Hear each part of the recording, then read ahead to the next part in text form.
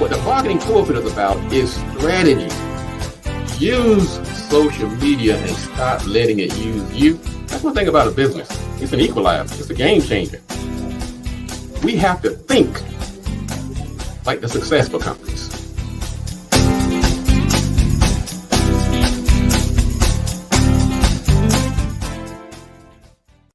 Welcome to the Marketing Pulpit Show. I'm Robert Gatewood, your host, and we are here every Friday at 10:30 a.m. bringing you the good marketing gospel. We're not saving souls, we're saving businesses, saving jobs, saving our community.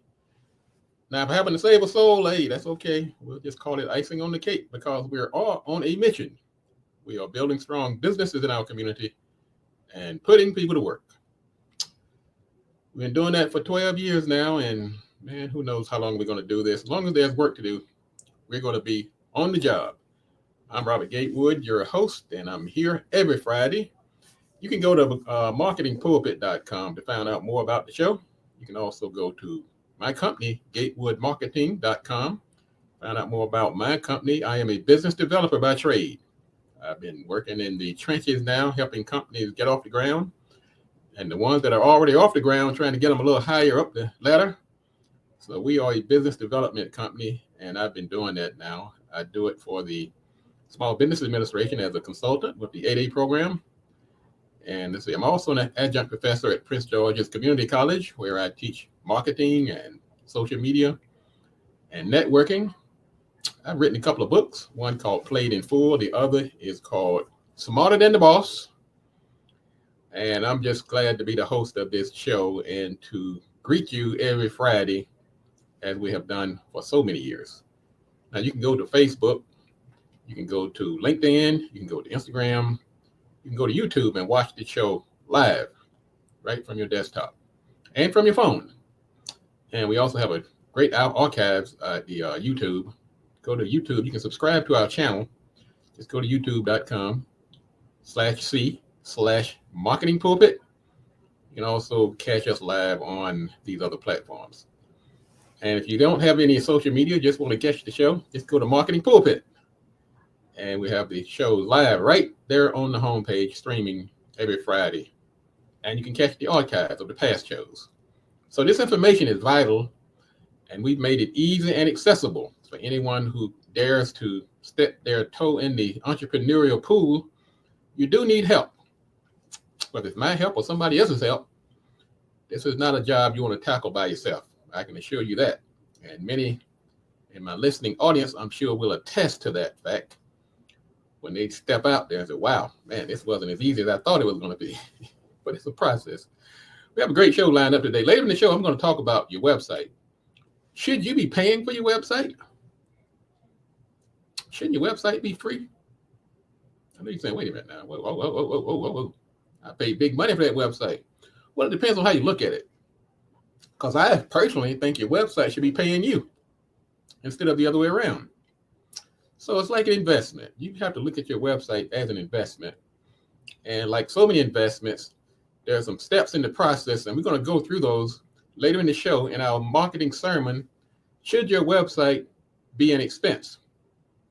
Or should you look at it as an asset? So we're going to talk about that later in the show. We're also going to talk about some things that are happening in the news. We still have people acting rather bizarre.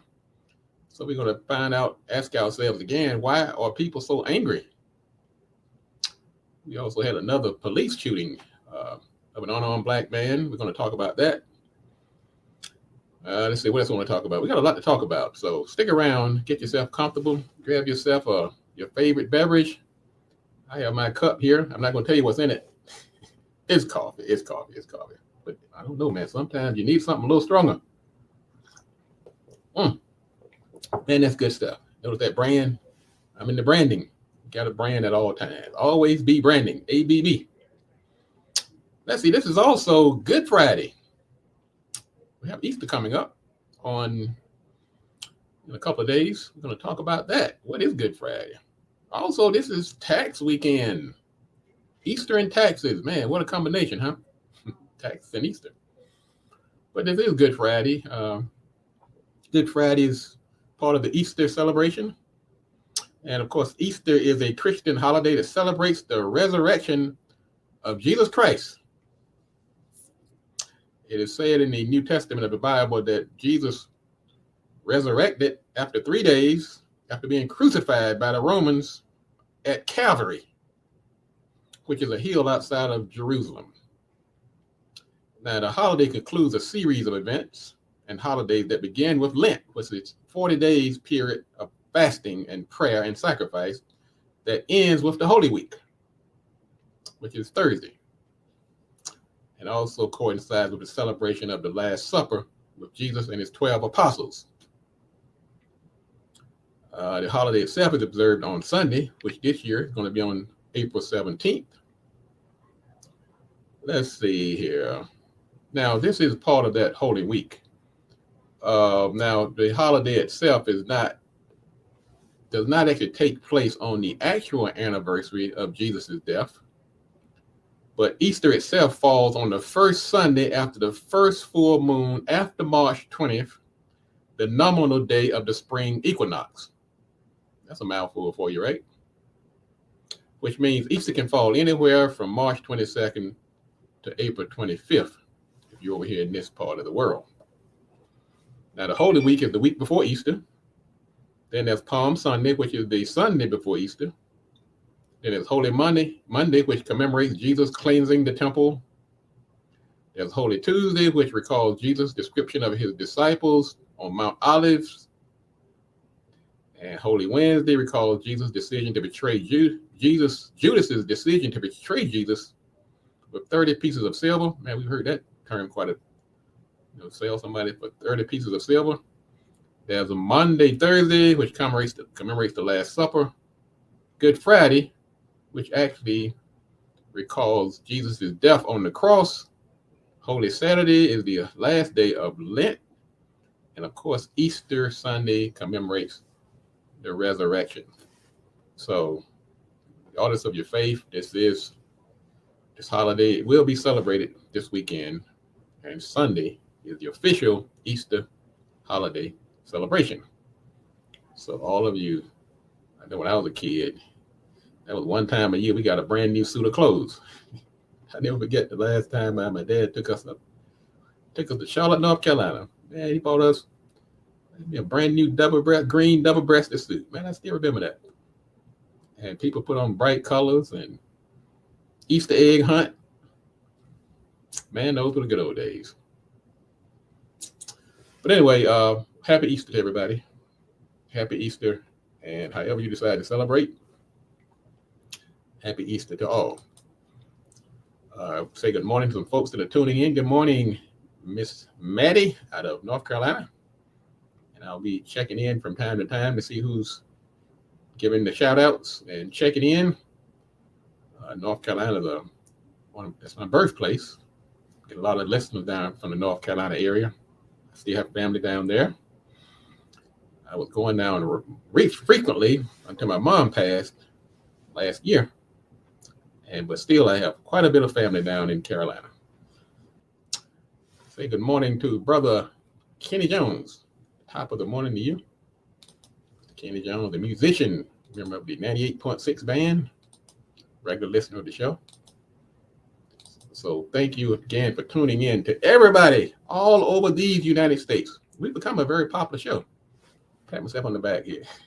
We get people from all over the world tuning in, and some will put comments in the feed. And if you want to be recognized, just drop a note in the feed and I will recognize you.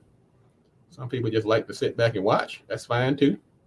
Don't have any problem with that. You can go to Facebook, YouTube, Twitter, or LinkedIn to catch the show live.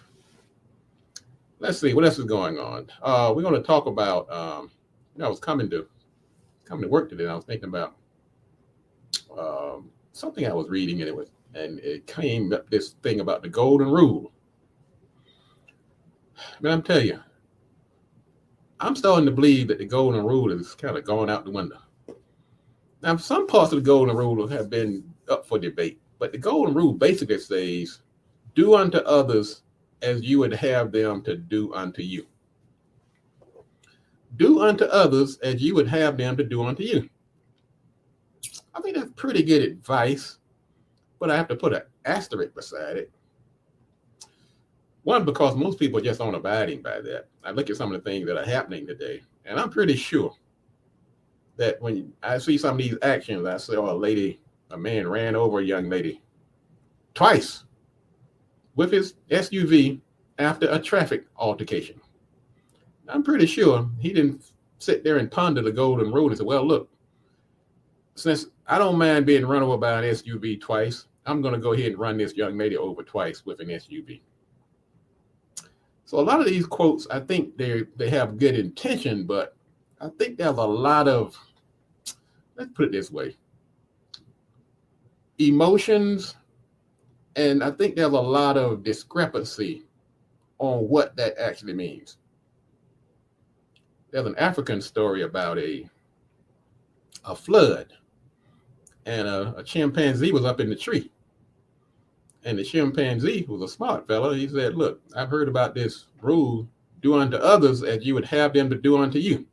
So he watched some of the other chimpanzees, and I think he saw a couple of rabbits and a few other animals in the water. He picked them up. He said, well, following this logic, I would want somebody to pick me up out of the water if I were drowning. So he reached down and picked up another chimpanzee. He picked up a rabbit, picked up a few other small animals, and he saw a fish swimming by. He reached by and pulled the fish out of the water too. Of course, the fish, wait a minute, hold on. Put the fish up in the tree, dried him off, set him up there on a limb. And of course, that didn't have a happy ending for the tree, for the fish. Because naturally, fish need to be in the water. So when we apply do unto others as you would have them to do unto you, I think you have to consider what is their actual wish. I think some people call that the platinum rule. Don't necessarily treat folks the way that you want to be treated. You treat them the way that they want to be treated. I'm sure if that fish had a say, he understood the intent of the chimpanzee pulling him out of the water, but he would have preferred to stay where he was. So as we go forward, and it's particularly as we tackle some of these news items today, and on this Good Friday, I think it's a great sentiment to do unto others as you might prefer others to do unto you or to treat you. But at the same time, I want you to also remember that people are different. No two people are the same. What might be a treat for you might not be so good to somebody else. If I'm out on a jog, no matter how hot it is, I've got to get my jog on. And no matter how many times you try to get me into your air-conditioned vehicle, that might not be my desire. I'm out here trying to get from A to B. And so we understand the good intent and the sentiment. But as we move forward, ladies and gentlemen, I think what we are seeing right now is a breakdown in society. And part of it is due not because necessarily that people have bad intent or ill will, but we're not taking into consideration that we are all individuals. We all have different needs and wants. And we have to consider that, even when we have the best intentions at heart. What we're going to do is take a quick break. When we come back, we're going to talk about some items in the news. And later in the show, we're going to talk about your website. Now, I'm going to tell you why I'm bringing this topic up today, website, because I've talked about it several times. Many people are starting to say, look, I don't need a website necessarily. And this expense, is it justified? Well, if you ever heard of a thing called Facebook jail, you're gonna look at website in a new light. This is the Marketing Pulpit Show. I'm Robert Gatewood, your host. We're gonna take a quick break. Don't go anywhere. We'll be right back in a minute. I'm not busy. I'm just in another era. Lock the refrigerator door. Do not let negativity have another bite. Don't feed it. If we know that women are carrying the burden, they should be paid more, they should be given more flexible work hours. I may stop at some period, but as long as folks bag the food, got to talk about it.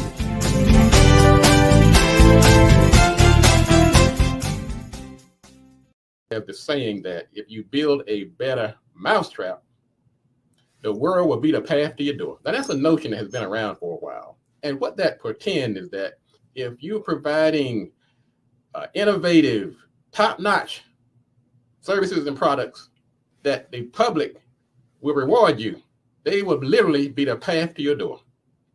I mean, how can you argue with that? Except it's not just good enough now to have a superior product.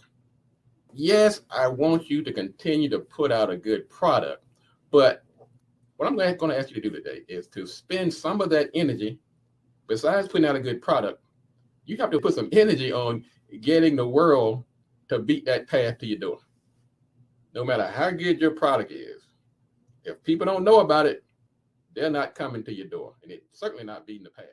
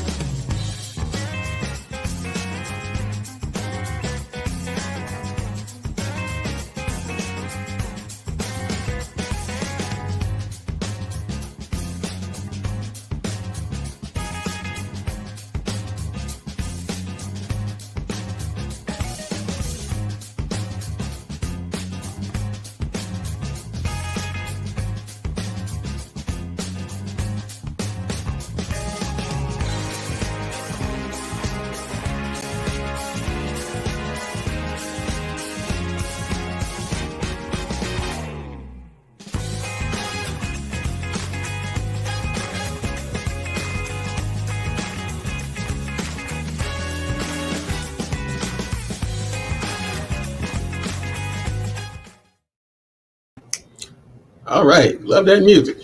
Yeah, support our sponsors, people at the companies like BLE Executive Suites. They have their 3 locations in the Washington, D.C. area. National Harbor, they have College Park, which is a hub zone. And they also have their main office over in Largo, Maryland. And I've been a client of theirs for many years. They're also one of my clients. And so we're working together, ladies and gentlemen, to get this message out. And thank you, BLE, for being a sponsor of the show. And our other sponsors, people who've sponsored in the past and people who are actually lining up to sponsor some products, some shows coming up this summer. So thank you again for BLE and all of our sponsors. You can go to marketingpulpit.com, and we have videos of all the sponsors, past and present, who have supported the show. And we'll use a couple more. If you have a service you'd like to get out there and you want somebody to talk about it, Mr. Jones said he has used BLE. And he said they were great. I agree, man. Okay, they can't get rid of me, man. They got those. I can meet people at National Harbor, and if I decide to meet them at College Park, I can meet them over there. If I decide to meet them at Largo, they answer my phone. I could be out on the golf course, and they patch that phone to me. Those folks think I'm sitting there behind my desk. I mean, it's a great service. Go to BLEsuites.com and check them out. And if you need somebody to answer your phone, you need a mailbox. Got all those packages coming from Amazon Prime. You need somebody that'll pick sign for them. Check out BLE Suites or call them at 301-322-1700. Tell them Gatewood from Marketing Pulpit ask you to call, and you tell them you want a free month. That's right. And if they say they don't know anything about that, you're on your own. You're out of luck. No, I'm just kidding. They will recognize that. Get yourself a free month of phone service or a training room or rent. That's right. Tell them Gatewood sent you. Also want to say hello to a few other people. Good morning, Darlene. Welcome. Thanks for tuning in this morning. Good morning, Brandley the model. She's got a new YouTube channel. Well, it's not new, but she's growing it up. So go out there and subscribe to her.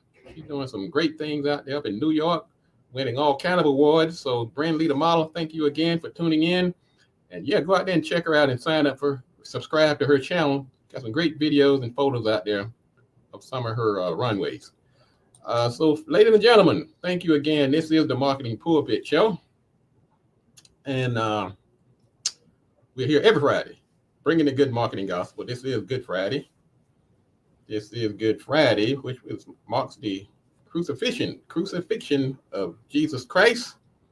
And he arose on Sunday, which is going to be celebrated on April 17th. Also, this is tax weekend on April 18th.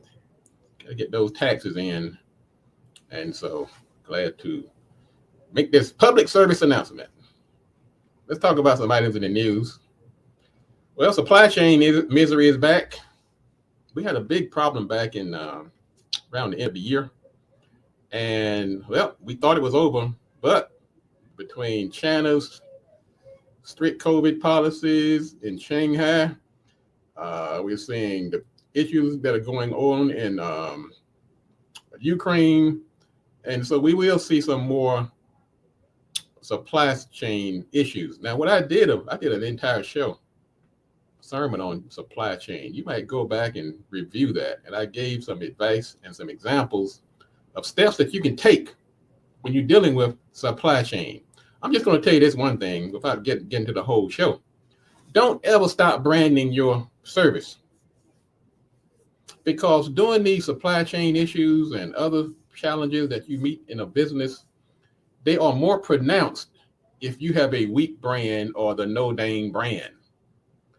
Another piece of quick advice is stakeholder relationships. When you're doing your promotion and advertising and marketing, focus not only on customer acquisition, but also on these other valuable stakeholders that are necessary to build a business, which includes suppliers and vendors.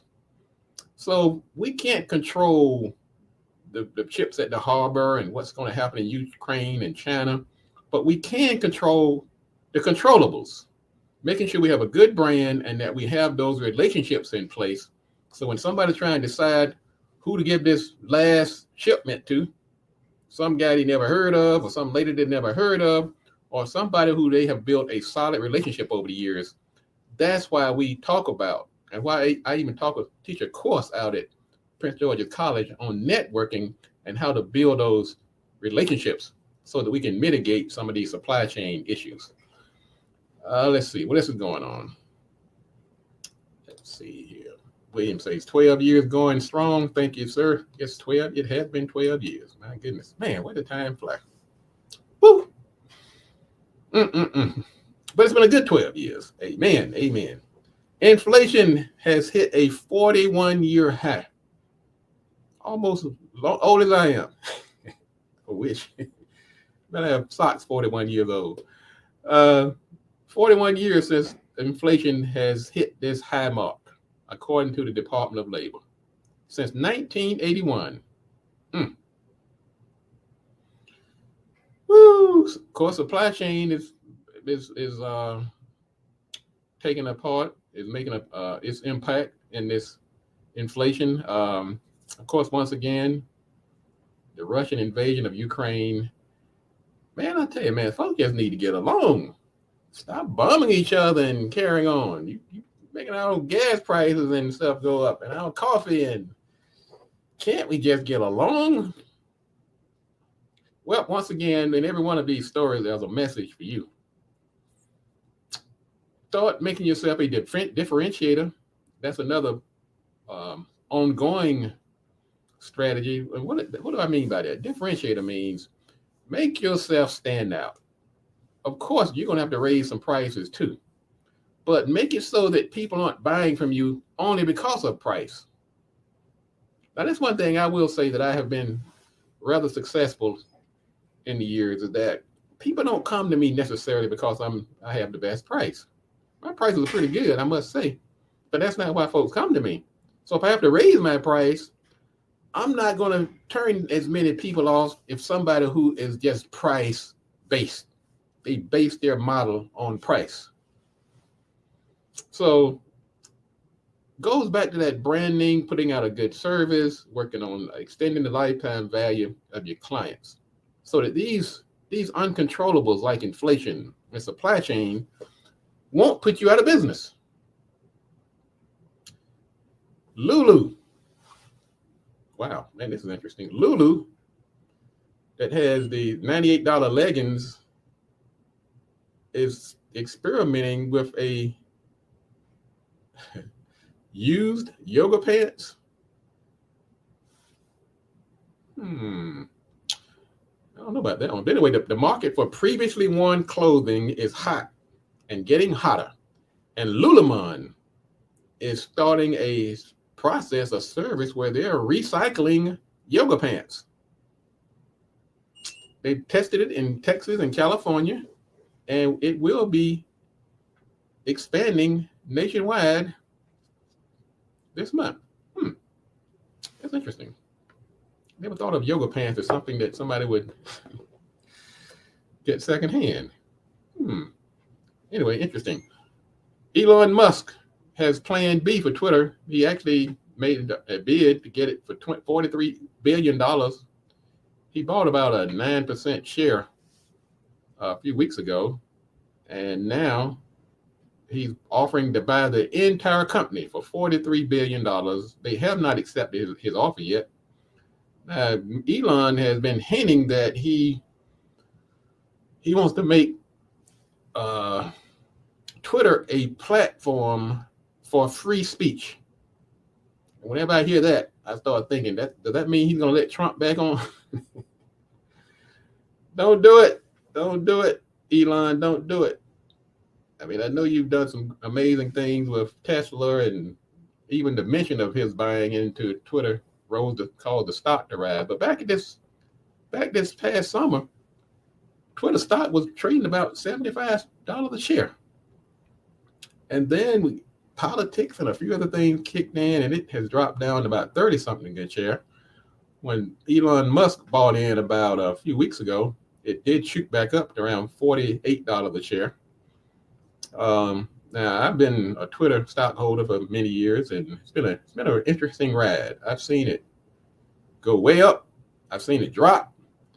And so I'm really curious what's going to happen now that Elon Musk is actually jumped in it with both feet.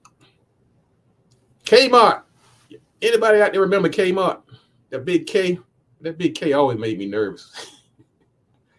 You know, we black folks, man, anything got a K in it, we get a little nervous. Something that big, you ran down the street at night, you already worry about the police jumping on you. Then you look at that big old K coming up out of the horizon. And you don't necessarily have had a few drinks and you have a little blurry double vision, you start seeing 3 Ks, and you might run into a ditch. Not because of the drink. But anyway, that's not what.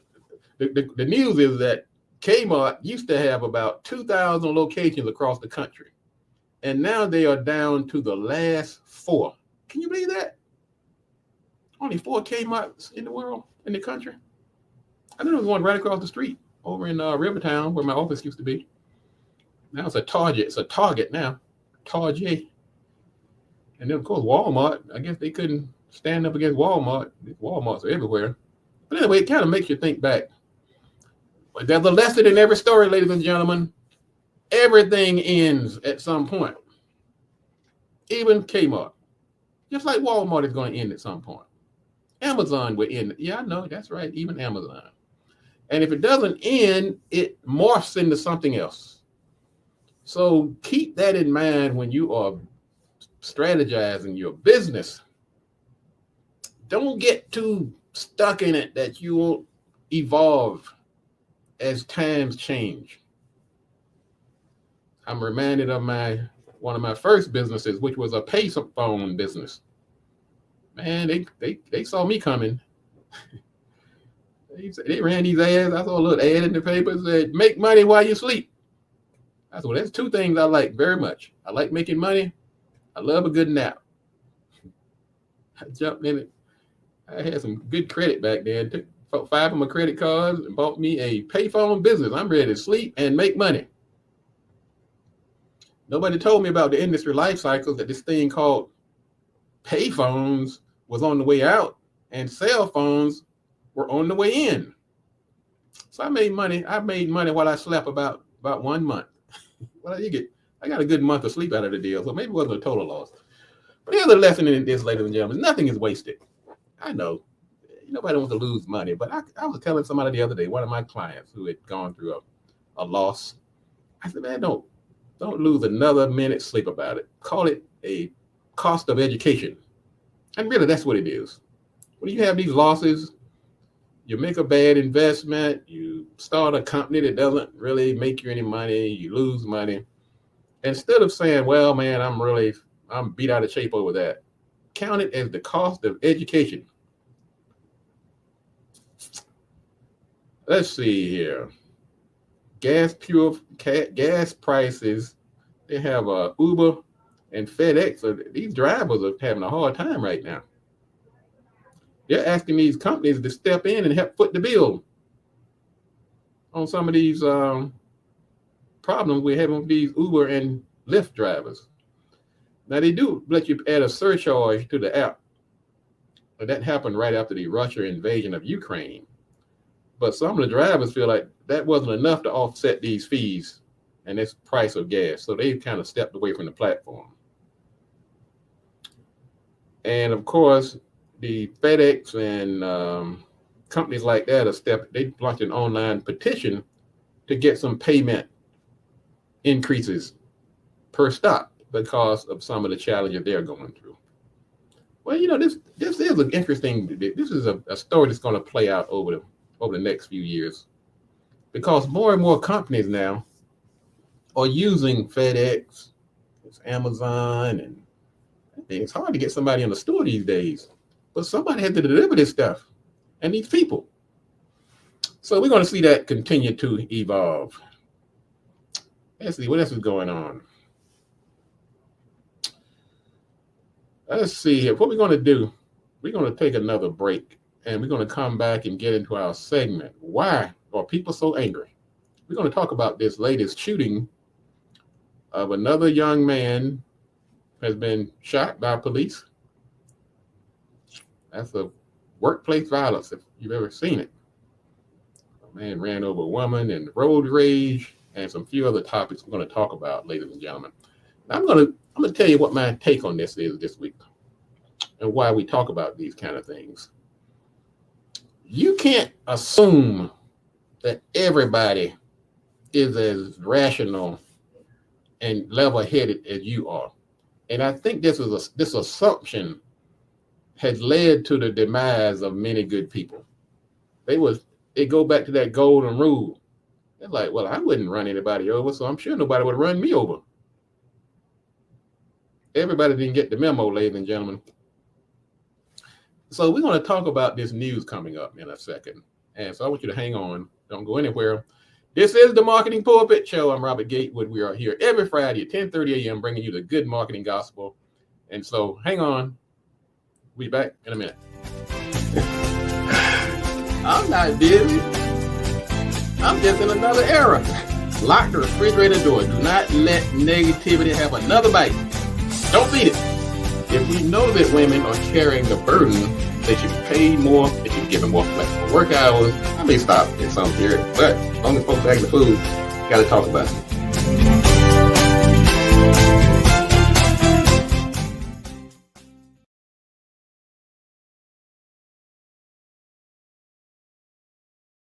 Let's talk about war in the workplace. I talk about stakeholder relationships quite often. Stakeholders is anybody who has a stake in the success or failure of your business. And generally, these components, these ingredients work in concert. They support each other. We have synergy. They're like, freaking frat, working together. But every now and then, what we're seeing right now, we are seeing them come to blows, literally.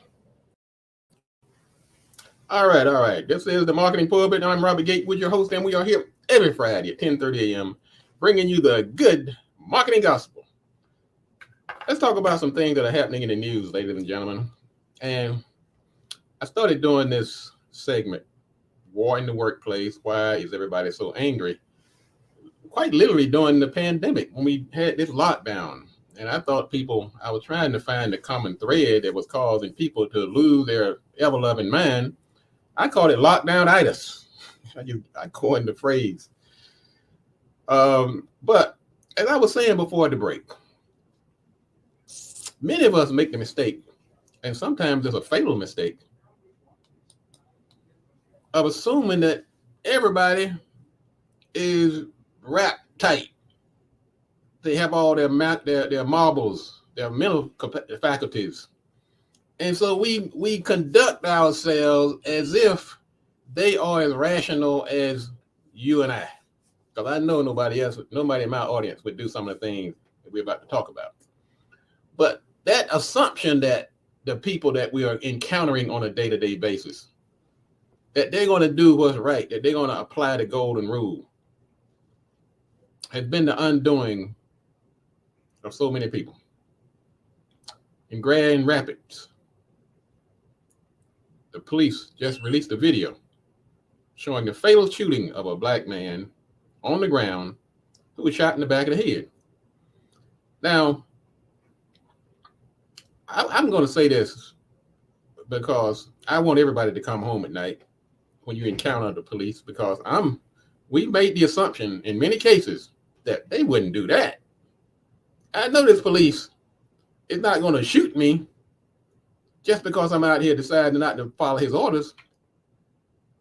We make these assumptions and these calculations sometimes, and they're fatal.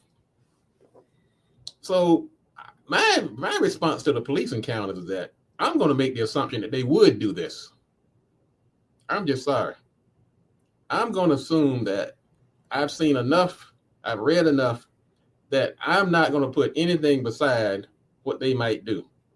And I don't suggest or recommend that anybody try to tussle with a police or escape.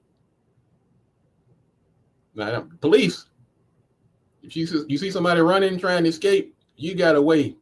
If this person a threat, if he's shooting at me, if he's going to harm somebody, you might just let that person go and get them later. But I'm not sure, I can't ever justify wrestling with somebody, put them on the ground, and putting a bullet in the back of their head. I just can't see it. So it's a sad day in America. Regardless of how you feel, we hear this going back and forth.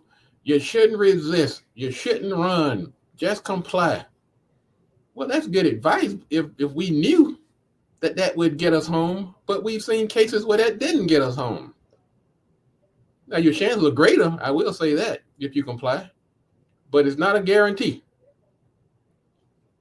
Nobody should be executed on the streets of this country at the hands of police.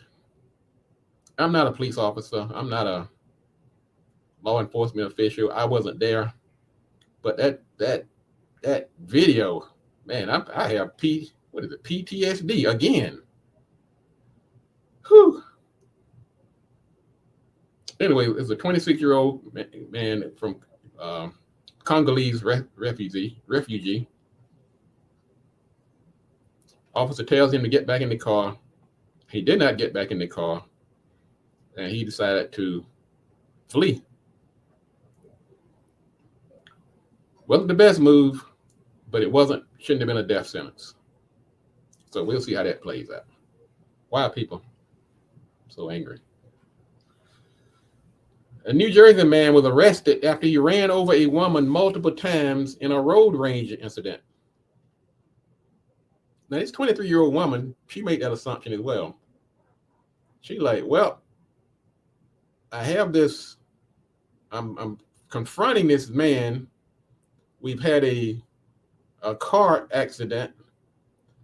I'm going to take a picture of the car and the accident because I'm assuming that that's what a rational person would do. You don't assume that the person is going to take umbrage with it and run you down the road. You're trying to escape. You're running through somebody's yard and you follow her with your car, run her over. And if that's not enough, you back up and run her over again. Vincent John, a 56-year-old man, committed this atrocity. I think if we hear enough of these stories, God, I mean, some you just can't anticipate somebody doing that. But I think the common thread is that you can't make the assumption that they're not. You can't walk around with a paranoid or in fear that somebody's going to run you over with the car when you try to take the picture of the accident. But I do say this. There are some certain reactions that are probably more likely to trigger an unfavorable outcome than others. I mean, it goes back to the Will Smith and Chris Rock incident. You can debate that all day long, but certain things going to trigger other things. And then it comes down to what is your reaction going to be. That reaction, you always got to remember also, even if that police is wrong, even if that man is that's acting crazy, you got to think about, I have family, I have friends, I want to get home tonight. Let me weigh all of the actions I'm about to take. And that police, you got to weigh some things. Do I really need to shoot this man in the back of the head? Because my life is never going to be the same.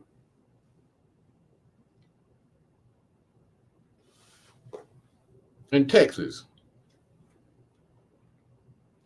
a couple was doing a custody exchange. I guess the man had the kids for the weekend, and he's taking them back to the mother. And the 27-year-old mother, for some reason, she didn't like the fact that the guy brought his new girlfriend with him. She pulls out a gun and shoots into the car twice, striking the father of the children. What in the world? Woo. Now, brother, let me go back to this last story. Brother Kenny Jones, he said he did 23 years with the D.C. Police Department, and they did not handle things that way. Thank you, Brother Jones. Thank you. From hearing from somebody who's actually been on the street, that is not the way it's done. You don't have to be I mean, I had my own suspicions, but Brother Jones says that's just not the way it's done. Thank you. Thank you for that feedback. Why are you going to run somebody over? Oh my God. I got to move on from that. That's too much. That is too much. Let's see. What's the next story? Well, I tell you, we had an incident last week where a teacher just got fed up. He told the kids to turn off their telephones, and they didn't comply. Made jokes of him. When he said, "Look, I'm fed up. Go ahead and fail. Go out here and get on welfare and get your checks every beginning of the month, and I'm done with you." And of course, I think he would end up getting terminated or suspended. Well, in this case, a school bus driver cursed out the kids, flipped them off, and stormed off the bus. You kids driving people.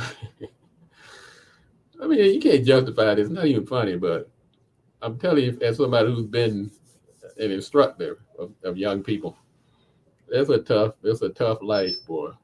And this is not the time to be testing these kids, these teachers, and these bus drivers. It's not just police and people in car accidents that are going off, and people in restaurants, and school teachers and administrators, and people who are dealing with kids. They're humans too. So you gotta, I tell you, boy, parents, y'all gotta talk to these kids. So look, if somebody tell you to cut your phone off, cut your phone off. And these kids be fighting on the bus. Now that's this person that left the kids on the bus and flipped them off. She was actually driving under the influence as well. Whew, my. Let's see, one more story before we get to our topic for today. A black Hooters waitress says one of her tables asked for a blonde server instead of her.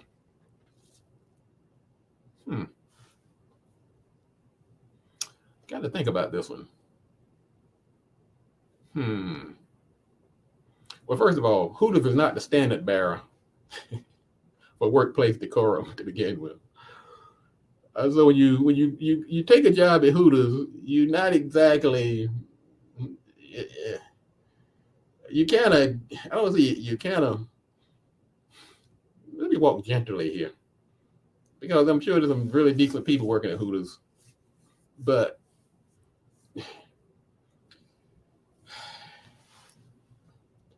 black Hooters waitress says one of her tables asked her for a blonde instead. Okay, first of all, we know blonde is a very, very loud dog whistle for white, even though I've seen some black people who are blonde.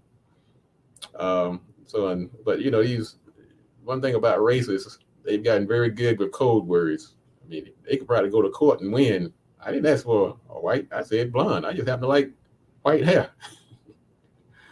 I wanted somebody like Salt and Pepper, whoever used to have the white hair, or the girl used to marry to Kanye. I can't think of her name. But anyway, she posted on TikTok, and she said, this story is just wrong on so many levels. She said, the country redneck at the table realized that when I was their waitress, they asked for a blonde instead. Ladies and gentlemen, now this one I'm not even going to do commentary on. I'm just letting you know what's out there. I don't think there's a good response I can give for this story. Except treat everybody. Let's go. Heck, whenever you get lost, let's invoke the golden rule. You don't want anybody not to wait on you because of the color of your hair, then you shouldn't demand that of others. How about that? How about let's use that approach? All right, ladies and gentlemen, this is the Marketing Pulpit. We're going to take another quick break. When we come back, we're going to talk about your website. I know some of you got your little Facebook pages and your TikToks and YouTubes, and you say, I don't need a website. I have Facebook. Well, this segment is not necessarily about whether or not you need a website or not.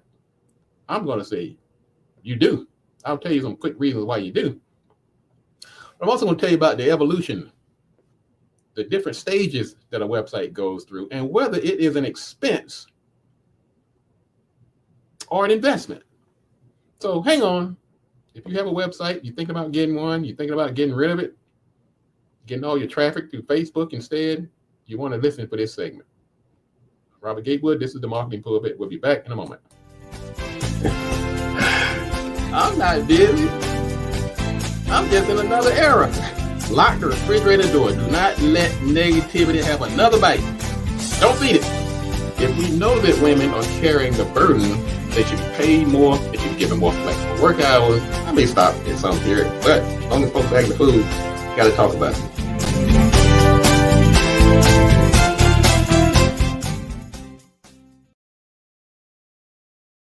Now, we put websites, it's one of your distribution channels, it's one of your marketing channels, it's one of your locations, it helps your brand. And so people have often asked me, I don't really need a website because all my sales come from word of mouth. I don't really need a website. I got this Facebook page. I don't need a website. I'm part of this affiliate program and they provided a website. I don't need a website. I'm a radio host and the station that I host, they provide a website for me. As nice or as compelling as each one of those reasons may be, they still do not justify your reason for not owning your own website. Ownership is the operative word. Yeah, I work with many celebrities. I mean, that company they work for give them the best website that money could buy. But I tell them to look, you're not going to work there forever. Welcome back. This is the Marketing Pulpit Show. I'm Robert Gatewood, your host, and we are here every Friday, bringing you the good marketing gospel. We're not saving souls. We're saving businesses. We're saving jobs. Trying to save our community. So tired of us having to run to other communities, trying to get jobs and buy products and services. What about us? Can't we do this? Yes, but you got to get the information. That's why I'm offering it to you at no cost. I'm on a mission. Now, one of the things that people have been asking me about, they constantly always ask me about, is the website. I got several calls this week, people looking for websites. Some want to upgrade their existing websites.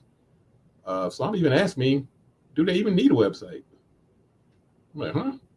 You asking me that in 2022? Well, didn't I say everything ends? So somebody assumes that websites must end too.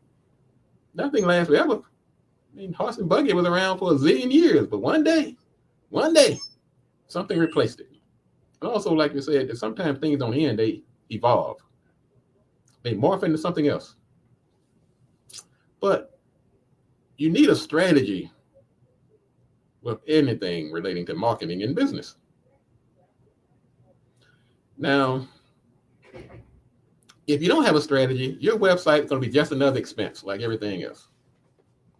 You're going to write a check. Your checking account or your bank account is going to get dinged every month for a recurring expense on your credit card. And that's what you don't want. But a little bit of strategy can fix that. So that your website, instead of being an expense, can become a money-making machine. That's what you want. Now that involves a process. There's a process and some work involved. But isn't that like most things of value? So starting today, I want you to start looking at that website as an investment, just like you would any other asset. Now your website, I call this a Gatewood truism. Some things I just coined myself because of just being out here so long. And I've been in the web business over 20 something years, almost 25 years. I'm one of those innovators. And I've had to keep up. I've seen it go through phases when nobody was doing their own. You had to hire a guy or girl to pay them give them like a left, an arm and a leg, get a website. But certain things I've noticed that have been immutable and have been withstanding the test of time. That this website goes through 3 economic phases. The first phase is that you have to pay for the website. You do have to divvy up some money. Whether you call it an expense, an investment, an asset, or whatever, you have to come out of your money, out of your pocket for that website. You have design, you have your domain, you have your hosting, security like SSL certificate, website service security, software, plugins, themes, and of course, maintenance. Those are some of the expenses you will incur getting that website off the ground. Now, some people are going to kind of trick you. They're going to tell you that, look, I'm going to give you a free website. I'm just going to charge you $100 a month for hosting. End of the year, you spent $1,200. In 5 years, you spent $6,000. You could have bought the website outright and just paid the monthly or annual fees.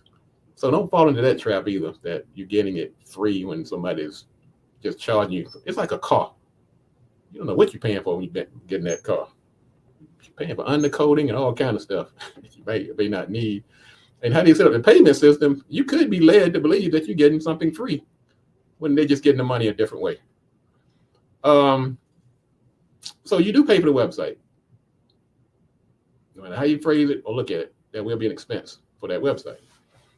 Now, whether it becomes an investment or not, it depends on you. The next step, the next 2 steps, in fact. The second phase I call is the website pays for itself phase. Now, to maintain a website, let's say if you're maintaining it yourself, you're doing the actual work of updates, like your changing the prices on your site, putting in the content, doing the posts, doing the blogs. If you're doing that part yourself, then the out-of-pocket expense is going to cost you about $300 a year. That's for a modest website. That's your hosting, your SSL certificate, your domain registration, website security, things like that. Now, that's not including labor, but you spend about $300 to $400 a year for out-of-pocket expenses for your website. If you're paying somebody to maintain it, then that number could run up into $1,000 plus. And some people require that because they have very complex and very active websites. Now, if you're just a one-person shop doing a little consulting on the side, then you can probably get a regular CMS website, content management system website, and maintain it yourself. And that's a lot of my clients do that.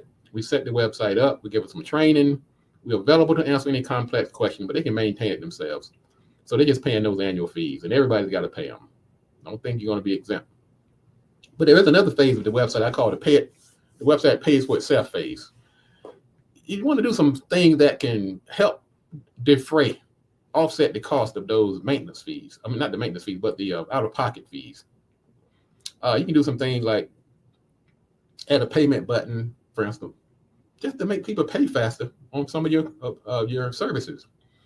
You can set up yourself on an affiliate program. You go to a place like ShareASale, Commission Junction, LinkShare, and you can sign up to become an affiliate for a company that's in your industry. let's say you're a therapist, or let's say you're doing at-home healthcare for seniors, then you can go into a company like ShareASale, and you can become an affiliate of senior equipment, senior foods, senior all types of services. And so now you can also offer those services on your website to help defray some of the costs of that website. Now, you're not going to get rich on these services, but they can, I mean, unless you're really, really rocking it, you can. I mean, I'm not going to put limitations on what you can do. I'm just being realistic. These services are not really made to make you rich because you're pushing your own service. But what these services can do, it can give you a value add for people coming to your website, first of all, and it puts a little money in your pocket. So you might get on one of these affiliate programs, and you might make you another, $30, $40, $50, $100 a month by selling other people's services. And there are programs like ShareASale that you sign up for. There's no cost to you, and you get paid each time you apply for one of those companies. They accept you. Then you take their banner and their links and put them on your website. You can create a page. Let's say a page to say recommended service or related services. Put them in the sidebar and your header, banners, and so forth. Those are some easy ways to help defray the cost of owning a website. And then, of course, there are intangibles such as saving money on staff, the branding and advertising. So the website at that point is paying for itself. Now, the last phase is where I really like, and that's where you really start to think about and appreciate the value of a website. So the first one, you pay for the website. The second phase, the website pays for itself. It covers its cost. It's not necessarily making you any money, but it's not costing you anything. Third level is when the website actually starts to pay you. It starts to pay you. Like most investments, it starts to pay off. But like any other investment, it has to mature. You don't jump out the box on first day and your website start paying itself or paying you. But now at some point, you start doing things like e-commerce, you selling your books, you selling your products, you're doing specialty items, like items with your logo and name on it, shirts and things like that. You can do online classes, get it on these platforms like Teachable or Thinkific. If you have a hot service or something that's in demand that people are willing to pay for, you can really make some very good passive income with online courses. You can start charging for appointments and things like that. Put a button up there, set up something like Calendly or one of these other services, and have people actually pay to come to see you, and they're doing it through your website. You can charge memberships. If you have a certain type of website or a certain type of group that you're a part of, you can charge membership to your organization through your website. You can do things like booking for speaking engagements. We have a lot of clients who do speaking engagements, and they're authors, they're personalities, motivational speakers, and they do a lot of business through their website, booking. And the last one that I'm going to talk about today is the one where you really hit pay dirt. When you build a traffic through your website, through branding and some of these other things we talked about, you can actually start generating advertising revenue. Now, a lot of the big companies, that's one of their main sources of revenue. Places like Google and Facebook and Amazon, they make a ton of money on advertising through their website. They drive traffic, they have a strategy to drive traffic, and they can monetize that traffic through their website. Now, what about the folks that say, hey, look, I have a Facebook page though. I have a MailChimp account, and they do everything a website does. Why do I need to go out and get a website? Well, it's like the difference really between owning a house and renting an apartment. And I'm not knocking people that rent, because some people have a very good reason for renting. It has nothing to do with their financial abilities. But it's the ownership aspect that you control that website. If you've ever been in Facebook jail, you can relate to what I'm talking about. I've seen people that had their entire online operation was embedded into some third-party company, Facebook, Google, Instagram, YouTube, you name it. They felt it was not necessary to have a website because everything that the other platform provided, they felt that it could replace the website. Well, when you live in one of those places, you had to live by their rules. And one day, you're out there making speeches and think you're selling product. You look up there, your website or your Facebook ad, your Facebook page is gone. You may have broken one of their rules, and they may have a good reason for doing it, but You didn't have a say-so. And now you are out of business, literally, if you are totally dependent upon your website or your Facebook page. And then you say, well, look, I have MailChimp. I can create landing pages. I can do this. I can do that. I can build this list. And I don't need a website to do that. Well, once again, there are certain industries that you can't even get on the platform because they have deemed that industry has a alacrity or a propensity to be spammers or ripping people off. So if you have a certain industry, like if you're doing credit repair, if you're doing something like multi-level marketing, if you're doing any type of pharmaceutical products, you're doing list brokering, you're doing, and certain things, they won't even take certain real estate type companies, nutritional, herbal, horoscope, mortgages, loans. You cannot be in somebody else's house and saying, I'm going to do what I want to do. So if nothing else, that should sober you up to say, look, I need to invest in my own, where I call the shots. Now, you're never going to be totally, you can't do whatever you want always, because there are certain requirements for your server. Your host might kick you off if you're doing spamming and things like that. But you do have a lot more freedom once you own a website than being totally dependent on some of these platforms. So yes, do invest in a website. Your website is really, think about it. Your website is yours. It's your hub. Okay. It's your location. It's a content archive. It's a curator of content. It's a storage for your digital online presence. It can be even a blueprint for your book. If you look at this website strategically as a tool, it's not just a place to tell folks how to get to your shop or to buy your shirts. Think of this website as an investment. Think about it like your office, like your vans. And how can you use it so that it pays for itself? So when I put the question out there, shouldn't your website be free? Well, it's not free from a standpoint. You didn't have to invest some money to get it going, but it shouldn't be an expense. It's an investment, and you should treat it as such. So when you're looking for a webmaster, or you're looking for somebody who's to put your presence out there, if you just want somebody to do the fundamentals of getting you online, yes. But if you want to get a website that's going to actually pay for itself, you want to talk to a company like Gatewood Marketing or somebody who actually understands what a website can do for you versus just putting up an online brochure. All right, folks, that's going to wrap it up for today. This is the Marketing Pulpit Show. I'm Robert Gatewood, your host, and we are here every Friday at 10:30 a.m. bringing you the good marketing gospel. Now, this information should be shared if you know somebody who's in that decision-making mode about a website, whether you're trying to get one, you're trying to decide how to grow it, how to make money, how to make it pay for itself, or how to just make it into an investment instead of an expense, then, of course, send them to the website. You can share this, and we'll be glad to make sure this information is available to you. It'll be available, matter of fact, immediately after the show. I want to thank everybody for tuning in today. Been a great and interactive show. Kenny and William and Darlene and Maddie and Brindley and everybody else who's tuning in. I only see your names if you put in a note, but I do see the numbers, so I know you're out there. Thank you again for tuning in. Thanks for making this show the success that it has become. And like I said, don't keep this good information to yourself. Share it with others. All right, folks, this is the Marketing Pulpit. We'll be back next week at the same time. Next week, we're going to talk about passive income. Once again, it has become so important now to have multiple streams of income.